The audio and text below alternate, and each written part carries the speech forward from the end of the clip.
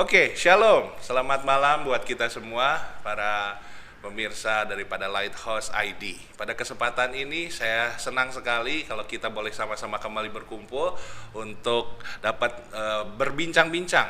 Ya, kita akan membahas pada kesempatan ini mengenai kepemimpinan Kristen masa depan. Dan di tengah kita pada malam hari ini sudah hadir Pendeta Martin Stefanus. Ya, halo Om, selamat malam. Halo, selamat malam. Mantap ya, saya lihat semakin ceria, semakin sehat ya Om. Amin. Amin. Om, saya baca di sini ya ternyata Om sepeninggal ya kan istri tercinta tahun 2020 ya tepatnya 3 tahun ya. Saya mengucapkan ikut berbelasungkawa juga. Tetapi luar biasanya sampai sekarang tetap setia melayani Tuhan. Amen. Ya, luar biasanya, dan sebagai gembala sidang, betul ya Om ya? Di GBT Bukit Sion Tangerang. Ya. Betul. Om boleh sapa dulu mungkin jemaatnya GBT Bukit Sion Tangerang. Halo, jemaat GBT Bukit Sion. Selamat malam. Selamat malam ya. Ini ada Bapak Pendetanya, Bapak Gembala Sidang. Ya, dan luar biasanya juga bukan hanya sendiri, sekalipun ya kan sekarang istri sudah berpulang bersama dengan Tuhan, tapi anak-anaknya juga begitu support membantu melayani. Betul. Ya, ada 3 orang anak, betul ya Om ya. Dan salah satunya juga sekarang bahkan menjadi hamba Tuhan. Amin. Ya, di Gereja Betel Tarmenaka ya. Luar biasanya ternyata ini sudah 44 tahun melayani Tuhan. Wow. Ya, bukan waktu yang sebentar Om. Ya. Iya. Ya, 44 tahun melayani Tuhan sejak tahun 1979. Dan luar biasanya mulai dari paling bawah ya Om ya sebagai pengerja ya. dia di GBT Cisokan ya, GBT Cisokan ya, luar biasa. 1979, 44 tahun melayani Tuhan sampai dengan hari ini. Ya, bahkan tahun 1983 ya menjadi gembala sidang. Ya, artinya pelayanan 44 tahun ya akan menjadi gembala sidang sendiri selama 40 tahun. Ya, betul. Luar biasa. Ya, melayani juga ternyata aktif juga melayani di organisasi ya Badan Persekutuan GBT, mulai menjadi ketua MPW di Jakarta tahun 2008. Betul. 2008, betul ya. Ya, kemudian juga di tahun 2011 awal menjadi ketua Departemen Litbanghum di MPP ya, Litbanghum, dan kemudian tahun 2011 juga sebagai ketua MPD 1 ya. Betul. Atas persetujuan ketua umum saat itu.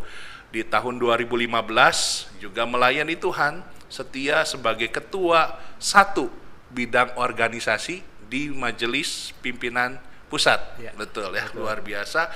Dan bahkan sampai dengan hari ini juga tetap setia melayani Tuhan, baik sebagai gembala sidang maupun di organisasi, yaitu sebagai sekretaris Majelis Pembina. Ya. Wah, luar biasa Om. Ini saya lihat ya, perlu kita banyak belajar ya, khususnya hamba-hamba Tuhan yang masih muda, belajar dari orang-orang seperti Om ini ya.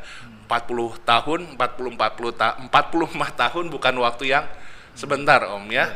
Dan tapi uniknya ya Om nih pelayanannya saya lihat Tuhan makin percayakan, lingkupnya makin lama makin luas. Makin luas nih Om ya. Mulai dari pertama ya tentu keluarga ya kan, jemaat lokal, gembala sidang, mulai dari ketua MPW sampai akhirnya ya kan di pusat nih Om. Ya. Mungkin ada rencana mungkin pelayanan di lingkup yang lebih tinggi lagi nih Om. Jangan dijawab dulu. Nah, ini biar penasaran ya. Betul. Nah, ya karena Om, kalau kita bicara tentang tingkat kepemimpinan tadi ya, ternyata Om setia mulai dari pengerja ya kan, mulai sampai gembala sidang ya kan, tadi di organisasi pun demikian.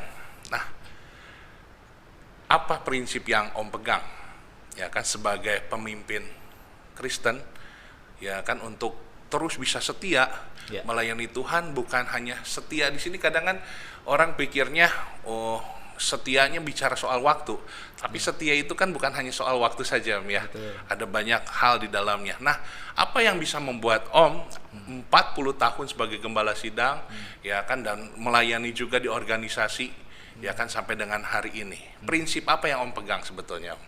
Baik, prinsip kepemimpinan yang saya hidupi, ya, yang Oke. saya hidupi. Seorang pemimpin adalah seorang pelayan. Menjadi pemimpin artinya jadi pelayan. Mau menjadi pemimpin artinya mau melayani. Pemimpin artinya pelayan. Ya, Bukannya pemimpin itu kan bos, Om? pengertian sekuler begitu ya. Oke. Menarik nih. Gimana nih, Om? Jadi Tuhan Yesus bilang, kalau kamu mau menjadi besar, hendaklah kamu yang menjadi yang terkecil. Wow. Mau menjadi pemimpin, ya menjadi hamba yang melayani. Iya, Nah, iya, itulah yang saya hidupi dalam pelayanan di keluarga, di gereja lokal, juga ketika dipercayakan di organisasi. Seperti itu. Ya. Wah, luar biasa ya. Berarti pelayanan Om ya kan belajar seperti Kristus Iya. ya. Memimpin itu berarti melayani. Melayani. Luar biasa ya, karena banyak orang ya berpikir ya bahwa kalau dia pemimpin ya berarti dia harus dilayani. Tapi Om ya kan belajar daripada Kristus sendiri ya kan bahwa Yesus datang untuk melayani. Ya. Nah, tadi pertanyaan yang sempat saya potong tadi, mohon maaf Om. Ya. Ini Iya. seandainya Om dipercayakan ini ya kan pelayanan yang lingkupnya lebih besar lagi. Tadi ketua MPW sudah, ya kan gembala sudah pastilah ya. Iya. Ketua MPW sudah, Iya. ketua bidang ya kan ketua MPD sudah, Iya. ketua bidang di MPP sudah. Iya. Seandainya ya kan dipercaya Tuhan melayani di lingkup yang lebih besar lagi. Ya. Ya kan kira-kira nih Om, ketika Om terpilih, ya kan bisa Om jelaskan kepada kita, ya kan kira-kira 2 hal utama yang akan Om lakukan, ya kan ketika Om melayani, ya kan artinya sebagai pemimpin saat itu, ya kan orang bilang sekarang istilah kerennya 100 hari pertama, ya kan 100 menjabat, hari pertama. Wah, tapi kan 100 hari pertama melayani, ya kan. Nah, bagaimana Om? Ya kan apa yang 2 hal yang kira-kira Om akan lakukan? Baik.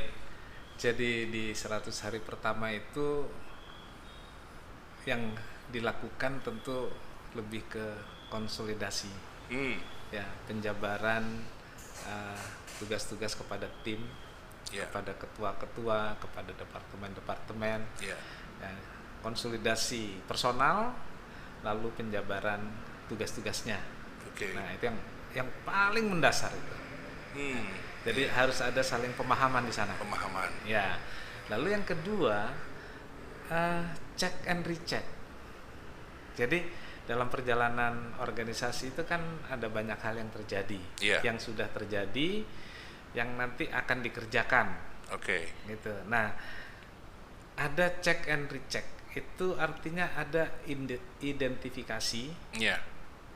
identifikasi kebutuhan. Oke. Apa sih gitu Iya, yang iya. dibutuhkan oleh anggota. Iya, betul. Lalu identifikasi itu juga menyangkut problematikanya, masalah-masalahnya Oke, ada. iya. Yang kemarin ada masalah apa, yang sekarang ada masalah apa, itu diidentifikasi, ya. Mengidentifikasi. Ya, diinventarisir. Iya, betul. Lalu diolah. Betul. Ya, baru kemudian apa yang akan dikerjakan, diputuskan setelah itu semua terkumpul. Nah, ini menarik Om. Ya, karena banyak orang ya atau pemimpin Ya. ketika dia menjabat sebagai pemimpin yang dia lakukan pertama kali apa? Ya, dia melakukan sesuai dengan mimpinya di awal. Ya kan tentunya seorang pemimpin punya visi dong. Ya. Ya kan? Tapi seringkali dia lupa ya kan untuk mengidentifikasi terlebih dahulu. Iya, Ya kan dia lebih memikirkan apa mau saya, ya kan ini yang harus kita kerjakan. Iya, Ya kan padahal belum tentu juga ya Om ya itu yang menjadi prioritas utama. Betul ya Om ya? Betul, Iya. ya. Jadi luar biasa sekali. Jadi mencari tahu ya kan sebetulnya Mencari apa tahu. kebutuhan atau Ya. permasalahan utama. Nah, Betul. kira-kira Om caranya gimana itu Om? Tentu ada namanya mungkin yang sederhana disebutnya Ya. kunjungan. Kunjungan. Bertemu dengan, nah itu ya, bertemu dengan anggota, Ya. bertemu dengan rekan-rekan, yang di kota kah, di daerah Oh, kah? kalau Bapak Presiden Jokowi istilahnya belusukan. Nah, kira-kira seperti itu. Tapi bukan sekedar kunjungan atau yang lebih cenderung ke jalan-jalan ya. Iya, iya. Traveling. Nggak usah masuk got Om, nggak usah. Gitu, enggak seperti itu. Artinya kita kunjungan itu tadi Iya. untuk identifikasi masalah-masalah, identifikasi kebutuhan, Iya, iya. lalu semua diinventarisir, lalu ini diapakan nih supaya mendatangkan kenyamanan bagi anggota. Iya. Olah, lalu jalan keluarnya bagaimana supaya anggota tuh merasa nyaman berada di bawah pelayanan kami sebagai pemimpin. Gitu. Artinya kalau saya lihat, saya bisa membahasakan sebetulnya Om lebih dahulu membangun hubungan personal, Lebih tepat itu. ya, Ya. dibandingkan bicara program terlebih dahulu, yang memang sebagai pemimpin ya harus melakukan program salah satunya, tetapi mengutamakan hati seseorang. Istilahnya tuh kalau saya diterima, Ya. mungkin pemikiran saya, program saya nanti lebih diterima. Nah, betul, betul. Jadi orangnya dulu diterima Iya, lah gitu ya. betul. Nah, Itu makanya ada bahasa tidak kenal maka tidak sayang, ya kan, Iya. nggak kenal nggak sayang, ya nggak mau mensupport. betul. Nah, Iya, ya luar biasa, betul, luar biasa. Nah, selanjutnya nih, ya kan tadi kalau kita bilang, ya kan Om bicara tentang apa yang akan Om lakukan. Iya. Nah, tapi saya ingin tanya nih, kira-kira Om sebagai tadi 44 tahun ya kan melayani, ya. Kira-kira menurut Om sendiri dari nilai 1 sampai nilai 10, kira-kira ya kan Om bisa menilai diri Om berapa sih sebagai seorang pemimpin Kristen? Nah, kita menarik ya untuk ingin tahu Ya. dari nilai 1 sampai nilai 10, kira-kira Om menilai diri Om berapa? Oke. Iya, jadi nilainya berapa? Ini Iya. soal kepemimpinan yang saya yakini. Ini Iya. kan keyakinan saya, boleh dong? Boleh. Boleh. Oke. Ada di angka 8. Angka 8. Wow. 8 nih. 8, iya. Yakin nih Om 8? Begini. Saya mengatakan saya berani di angka 8 Iya. karena saya sudah menjalani tadi. Di pelayanan gereja lokal, Iya. saya perintis, bukan pewaris. Wah, Jadi saya benar-benar dari bawah sekali. Iya, iya. Ya, walaupun sekarang belum di atas. Iya. Ya, jadi dari bawah sekali. Dari bawah, betul. Lalu di kepengurusan, saya mulai dari tingkat yang paling bawah, Iya, iya. di ketua MPW Jakarta. Tapi ada sindiran nih. Iya sih dari bawah, tapi ketua MPW Jakarta gitu. Ya. Tapi kan tetap namanya Iya, dari bawah ketua melayani. MPW, Ketua MPW. ya, gitu. Nah, terus jenjangnya naik ke pusat tuh di Litbangkum, Ya. balik terus turun ke MPD lagi, Betul. katanya begitu Betul, ya. betul. Nah, lalu ke ketua 1 dan sekarang di sekretaris MP. Artinya begini, saya sudah menjalani Iya. dan saya tahu kira-kira, Iya. namanya tahunya saya kan kira-kira ya, Iya. kira-kira apa sih kebutuhannya Iya, betul. organisasi. Betul. Saya kira-kira tahu rekan-rekan ini secara umum Iya. itu inginnya gimana, Iya. gitu. Dan saya sudah jalani mengelola, memanage, dan saya pikir saya bisa di angka 8. Mantap. Di angka 8 itu yang sudah ya. Dan yang ke depan saya pikir saya bisa juga, gitu. Oke. Bisa lebih di atas 8 dong Om. Nah, kalau di atas 8 itu nanti kepedean ya. Iya. Kepedean. Jadi begini, maksimal kemungkinan yang saya bisa capai itu Iya. 8. Tapi tentu ada tuntutan yang lebih. Iya. Itulah yang namanya diperlukan teamwork. Oke, Gitu. betul. Itu mengerjakan bisa lebih maksimal. Bisa maksimal sehingga Iya. nilai kita juga performan bisa lebih Nambah. meningkat. Ya, nambah. Betul. Iya, seperti Ini itu. menarik karena banyak orang khususnya ya mungkin anak Tuhan atau pelayan Tuhan ketika ditanya, "Oh, nilai diri kita berapa?" Ya kan, ada yang tidak mau menjawab, udahlah, ya kan siapa sih saya, ya kan, saya cuma nilai ya paling 1 juga udah bagus, ya 2 udah bagus. Tetapi kalau kita bicara konteks sebagai seorang pemimpin, tentu ya pemimpin itu kan orang yang perlu kita teladani. Ya kalau pemimpin sendiri nggak punya keyakinan terhadap dirinya, bagaimana dia bisa memimpin orang-orang lainnya? Betul. Ya kan, apalagi di taraf atau lingkup pelayanan yang lebih tanggung jawabnya lebih besar, ya kan. Nah, makanya saya bilang tadi menarik sekali teman-teman ya kan atau pendengar, bahwa Pak Martin mengatakan dirinya punya alasan, bukan hanya sekedar kalau anak muda bilang kepedean, ya kan, nilai 8, ya kan sombong banget sih. Justru ya kan seorang pemimpin itu dia harus punya kesadaran nilai diri, ya kan, nilai diri, ya kan, bukan hanya sekedar pede. Kalau anak muda ini Om bilangnya percaya diri ya, tapi kalau kita mungkin pedenya percaya Tuhan, ya kan, ya kan, kita semua berharga, artinya kan ada nilainya Om, ya luar biasa Om, ya kan. Dan kenapa nggak nilai 10 Om? Orang bilang 10 itu punya Tuhan. 10 punya Tuhan dan punya Tuhan katanya. Bukannya gitu. punya Andra dan the backbone gitu kan. Bisa juga. Sempurna gitu. Iya betul. Iya betul. Okay. Ya, nah ya artinya memang setiap kita nggak ada yang sempurna ya Om, ya betul ya. Berarti pemimpin sehebat apapun punya kekurangan. Betul. Ya kan, di samping pasti harus dia punya kelebihan dong, ya kan, kalau dia memimpin. Nah, menurut Om, ya kan, apa sih? Ya kan, kalau Om tadi nanti dipercaya kepemimpinan yang lingkupnya lebih luas lagi, ya kan, tapi satu sisi Om sadar, ya kan, bahwa Om nggak sempurna. Kira-kira apa sih kelemahannya seorang Bapak Pendeta Martin Stefanus? Dan apa kelebihan ya kan, seorang pendeta Martin Stefanus? Yang pastinya kalau kelebihan saya kan sudah lihat ya, kelebihan berat badan. Kalau Pak ya kan Om Martin gimana? Jadi ini masih dalam rangka nilai diri ya. Iya, menilai betul. diri sendiri. Betul. Ada ungkapan tuh ya, setiap orang punya tumit Aschilesnya sendiri-sendiri. Nah gitu. Jadi tumit Aschilles itu cerita Yunani itu. Iya, tanggung jawab bawa bola besar. Bukan. Jadi dia orang sakti. Gitu ya. Menang terus di mana-mana. Ini karena permintaan orang tuanya kepada dewa gitu. Iya. Sakti.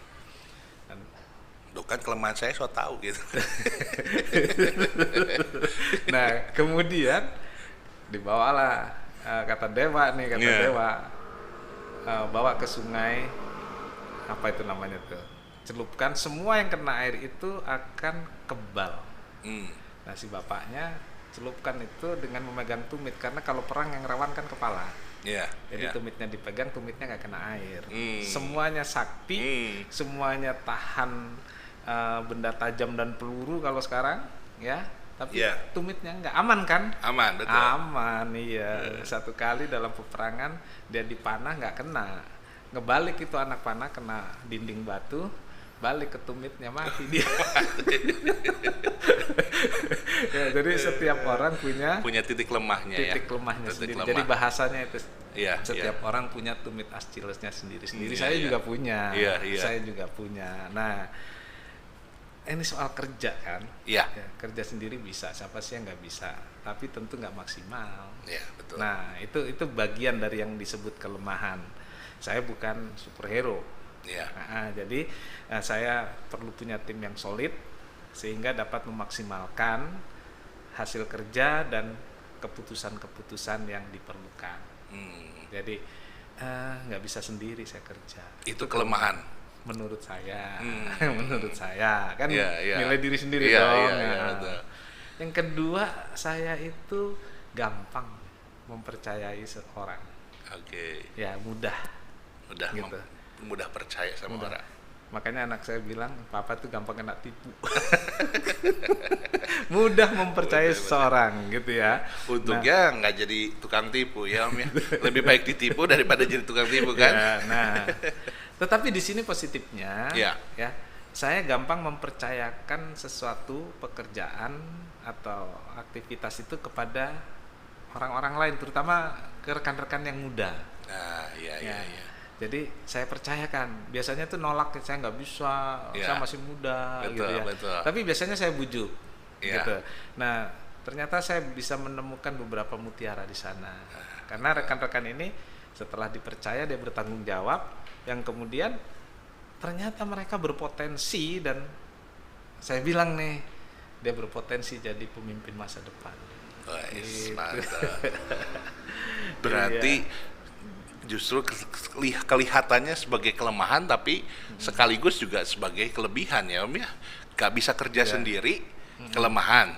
Tetapi justru bisa merekrut orang lain ya kan menjadi satu tim, bisa bekerja sama, kelebihan Om. Wah, luar biasa. Kemudian gimana Om? Kelebihannya Ya. Kelebihannya tadi sebenarnya sudah disinggung, teamwork. Ya. Itu kekuatan saya, kerja bareng-bareng. Ya. Jadi, kerja sama-sama itu jadi kekuatan. Seorang pemimpin siapapun dia tetap nggak bisa sendiri. Iya. Ya, dia harus sama-sama, dia bangun sama-sama, membangun bersama itu seperti membangun rumah. Nggak ada orang bangun rumah sendiri. Iya, betul. Ya, nyusun bata aja ada tukang ngaduk, ada yang bikin bata, ada yang ngirim pasir semen, ada yang jual batanya, ada yang jual bata. itu repot. Untuk nyusun batanya doang itu ya. Betul. Udah banyak orang, apalagi memimpin satu organisasi besar. Iya. Nah, oke, kemudian yang kedua yang saya anggap jadi kekuatan saya tuh relationship, gitu ya. Iya. Jadi membangun hubungan dengan semua orang. Iya. Yang membangun hubungan dengan tentu rekan-rekan pengurus dari wilayah, daerah, pusat, termasuk para senior di bagian konsultatif penasehat, gitu ya. Betul. Itu bangun hubungan di sana. Kemudian juga rekan-rekan sepelayanan anggota dari daerah, desa, juga kota, nggak pilih-pilih gitu ya. Saya biasalah begitu ke daerah-daerah gitu ya. Jadi ya itu jadi kekuatan saya, membangun relationship. Gitu, membangun sebuah hubungan ya. Ya, jadi yang ada di pikiran saya, boleh bilang jadi moto saya. Ya. Kalau saya ingin cepat, saya bisa jalan sendiri. Ya. Saya tinggalin yang lain. Ya, saya ingin cepat, saya jalan sendiri. Tapi kalau perjalanan itu jauh, bisa nggak sendiri? Lelah. lelah hayati kan. Ya. Jadi kalau ke jalan jauh, jalan sama-sama. Ya, betul. Jalan bareng-bareng gitu. Akhirnya Tujuan, sampainya senangnya bareng-bareng. Sampai bareng-bareng, senang bareng-bareng, terus makan bareng-bareng. Kalau sendirian nyampe tapi ya ngapain cuma sendiri ya, nggak nikmat. Iya, betul. Ya. Wah, luar biasa nih. Tapi kan Om, ya kan untuk boleh bersama-sama itu kan sebetulnya nggak mudah ya Om ya. Ya ada 10 orang, ada 10 pemikiran, betul. Ya kan, dan seterusnya. Nah, bagaimana Om sebagai seorang pemimpin Kristen, ya kan, sebagai pemimpin Kristen kita harus menyikapi sebuah perbedaan di dalam sebuah tim. Jadi Kristen, apalagi kalau kita bicara GBT lah gitu ya. Yeah. Agak geser dikit nih. Iya. Itu punya latar belakang yang berbeda-beda. Oke. Latar belakang teologinya banyak yang beda. Iya. Latar belakang pendidikan teologi, sekolah Alkitab atau apa namanya, beda-beda. Iya. Belum pergaulan ya. Iya, betul. Pergaulan rohani, pergaulan bergereja itu beda-beda. Iya. Sehingga satu sama lain itu belum tentu sama. Unik. Tapi ada dalam satu wadah. Nah, gimana ini gitu ya. Nah, dalam satu wadah tapi berbeda-beda. Nah, sebagai seorang pelayan yang tadi disebut pemimpin itu. Ya. Saya sebutnya pelayan. Pelayan. Dia bisa melayani Ya. dalam pengertian ya bikin semua nyaman. Hmm. Jadi sebagai bapak lah gitu Ya. ya Fadri, Ya. ya jadi bisa mengayomi, bisa membuat nyaman. Saya pernah ungkapkan ini 10 tahun lalu. 10 tahun lalu waktu saya jadi ketua MPD. Saya mau jadi jembatan. Gitu. Jembatan. Iya. Iya, iya. Yang menghubungkan satu dengan yang lain, satu sisi dengan sisi lain. Saya mau jadi jembatan. Dan sebenarnya itu pelayan. Iya. Itu pemimpin. Jadi jembatan gak enak sih. Betul. Karena jembatan itu kan kalau dilewatin Ya, diinjak-injak. Injak-injak. Tapi kalau rela, orang bisa menyeberang dan menjumpai orang lain dengan damai. Karena kan hebatnya biasanya kalau Iya. pemimpin tuh membangun tembok, Oh gitu ya? istana, Istana. kemegahannya kan. Ya. Tapi ini justru membangun jembatan. Jembatan, iya. Luar Bukan biasa. hanya membangun tapi menjadi jembatan. Menjadi jembatan. Menjadi jembatan. Ya. Kan melayani. Ya, seperti Kristus tadi Iya. datang untuk melayani. Betul. Luar biasa nih Om. Itu bicara tadi tentang personnya ya, orangnya Ya, yang orangnya. menghadapi perbedaan. Nah, sekarang kita bersyukur 2 tahun ini keadaan kita sudah jauh lebih baik. Ya. Ya kan walaupun secara resmi belum dicabut status pandemi COVID-nya, Ya. tetapi sudah jauh lebih baik lah Om ya. Ya. Kita lihat bagaimana, tapi satu sisi kita lihat khususnya di dalam bidang pelayanan ya, atau ibadah, ada banyak hal terjadi ya kan, salah satunya sebagian bagaimana gereja-gereja akhirnya tidak bisa melayani jemaatnya ya kan karena harus lockdown. Iya, Ya kan? betul, Tapi betul. sebagian juga bisa menggunakan teknologi Ya. ya kan, lewat Zoom, lewat YouTube dan lain sebagainya. Ya kan walaupun sekarang akhirnya dibilang sudah normal kembali, akhirnya mungkin orang juga tidak menggunakan teknologi itu kembali. Tapi kan Ya, nggak ada yang tahu di masa depan. betul. Ya, kita berdoa dan tidak berharap ya, tentu saja ya kan kejadian seperti COVID ini terjadi lagi. Bisa tapi saja ya. tapi tidak ada yang tahu ya Om ya. Betul. Ya kan. Nah, ini bicara soal pelayanan tadi. Ya. Ya kan, apa yang akan Om lakukan atau apa yang Om punya pandangan ya kan menghadapi ya kan situasi-situasi yang tidak menentu tadi Om. Ya kan, khususnya pola pelayanan yang berubah, ya kan pola kehidupan manusia juga berubah, ya kira-kira Om, ya kan di masa depan kita, ya kan pola pelayanan kita akan seperti apa Om? Harusnya. Kalau yang semacam pandemi itu terulang kembali, Ya, ya, kalau ya, ya, langkah pertama adaptasi. hmm, Jadi beradaptasi dengan kondisi, ya, gitu. Nah dari situ kita bisa mulai bergerak apa yang akan dilakukan Ya. dari adaptasi itu. Nah, kemudian yang kedua tetap bekerja secara efisien. efisien. Iya, apa yang paling mungkin dikerjakan, kerjakan secepatnya. Jangan sampai pelayanan itu terlantar. Ya, Iya, jadi yang paling mungkin dikerjakan kita kerjakan itu efisien untuk menghasilkan yang maksimal. maksimal. Ya entah maksimalnya itu seperti apa, tapi itulah yang bisa kita kerjakan. Nah, Ya. dengan memanfaatkan. Sekarang kan kita gara-gara COVID nih ya, Ya, mengenal prasarana-sarana sampai juga mengenal hal seperti ini yang Ya. kalau nggak COVID mungkin Mungkin nggak ada, ya, kita nggak tahu ya, nggak Iya, ngerti. jadi betul. memanfaatkan sarana prasarana, Ya. memanfaatkan teknologi yang tersedia. Ya seperti sekarang ini kan kita Ya. memanfaatkan teknologi yang Betul. yang tersedia. Nah, saya belajar untuk menggunakan berbagai prasarana itu untuk melanjutkan Ya. pekerjaan di tengah badai Tengah COVID badai. atau pandemi yang Iya. kalau itu nanti terjadi. Iya. Ya. Luar biasa Ya. Om. Ya. Ya, banyak hal yang kita bisa dapat ya kan dari pembicaraan kita, khususnya bicara soal kepemimpinan Kristen. Ya. Nah, terakhir Om, Ya. ya kira-kira Om punya pesan khusus ya Ya. kan buat kita, ya kan baik bicara kepemimpinan tentu saja bukan hanya di lingkup gereja atau organisasi Kristen saja Om ya. Ya kan bicara kepemimpinan itu semua lingkup ya. Kira-kira ya kan apa yang bisa Om bagikan atau saran ya kepada para pemimpin-pemimpin ya kan mungkin di dunia kerja, profesional, sekuler maupun juga buat kami nih para hamba-hamba Tuhan yang masih muda Om. Silahkan kira-kira. Oke, rekan-rekan, ini pesan pesan-pesan. Jadi setiap kita punya tugas untuk melayani di bidang kita masing-masing, ya beda satu dengan yang lainnya, baik itu di sekuler, profesional maupun dalam kepemimpinan rohani atau kepemimpinan Kristen. Pesannya adalah tunaikan tugas pelayanan kita tanpa menawar, tanpa menunda, tanpa cari-cari alasan, tanpa menolak. Gitu. Nah, kerjakan dengan sepenuh hati, jangan separuh hati. Ya, di mana Tuhan tempatkan kita, kerjakan itu.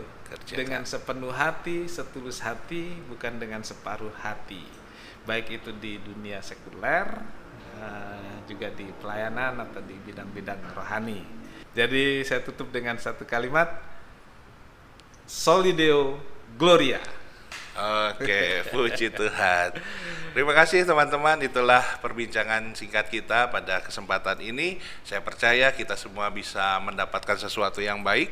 Ya kan, terima kasih sekali lagi Om. Terima kasih ya kan, kembali. Bapak Pendeta Martin Stefanus. Ya, luar biasa. Saya panggil Om biar ya kan kita bestie kan Om. Bestie, familiar. Oke, ya kan sekali lagi terima kasih buat teman-teman. Jangan lupa ya kan kalau saudara merasa diberkati dengan video ini, bagikan kepada rekan-rekan yang lain dan jangan lupa juga untuk menekan tombol subscribe dan tombol like. Terima kasih, Tuhan memberkati. Tuhan memberkati.